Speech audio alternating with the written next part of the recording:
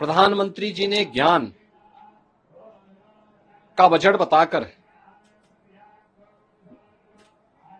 4 अक्षरों में से परिभाषित किया है। जी फॉर गरीब, वाई फॉर युवा, ए फॉर अन्नदाता और एन फॉर नारी शक्ति। मध्यम आय वर्ग के लिए राहत देते हुए टैक्स की रिबेट में छूट देने का जो कदम उठाया गया है, ये सभी स्वागत योग्य हैं। केंद्रीय वित्त मंत्री श्रीमती निर्मला सीतारमण जी ने आज देश की संसद में देश का 2025-26 का आम बजट प्रस्तुत किया है। यह आम बजट विकसित भारत के संकल्प को साकार करने के लिए उठाए गए ठोस कदमों की एक आधारशिला है। प्रधानमंत्री जी ने ज्ञान का बजट बताकर 4 अक्षरों में से परिभाषित किया है। जी फॉर गरीब, वाई फॉर युवा, ए फॉर अन्नदाता और एन फॉर नारी शक्ति। यानी इन 4 महत्वपूर्ण आयामों को ध्यान में रख करके एक विकसित भारत के लिए आत्मनिर्भर भारत का निर्माण करना है। प्रधानमंत्री जी के नेतृत्व में पिछले 10.5 वर्षों में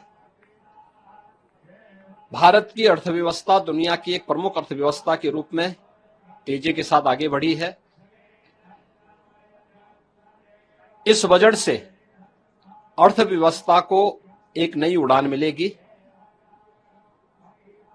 राज्यों के इंफ्रास्ट्रक्चर पर ध्यान देने के लिए जो ब्याज मुक्त लोन देने का प्रावधान किया गया है, मध्यम आय वर्ग के लिए राहत देते हुए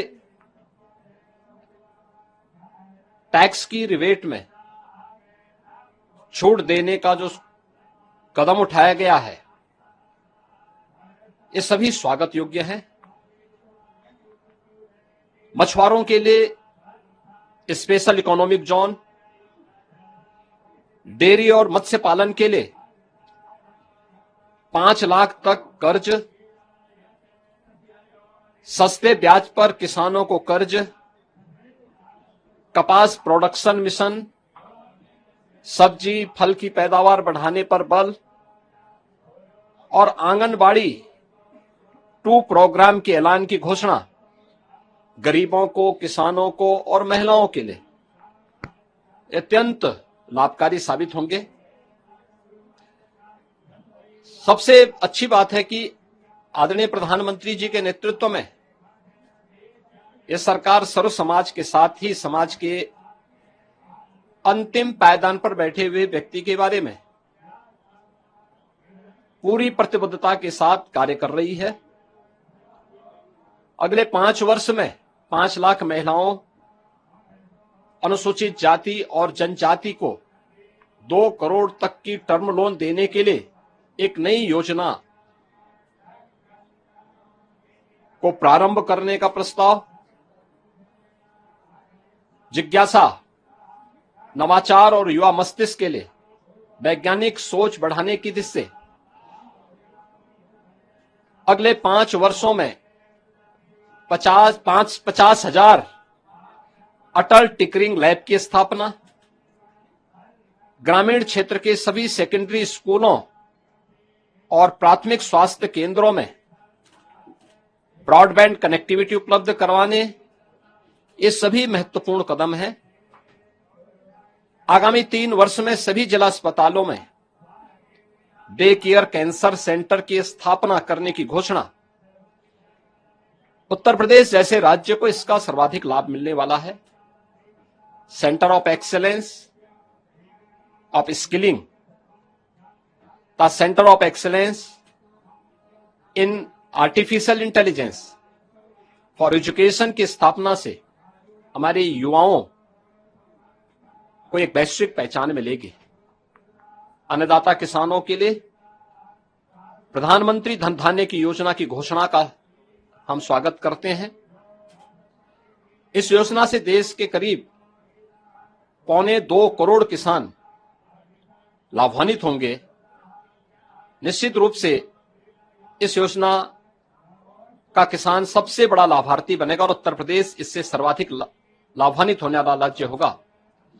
किसान क्रेडिट कार्ड के माध्यम से जो घोषणा की गई है, इसकी सीमा को 3 लाख से बढ़ाकर के 5 लाख रुपए तक किया जाना, यह भी अभिनंदनीय है।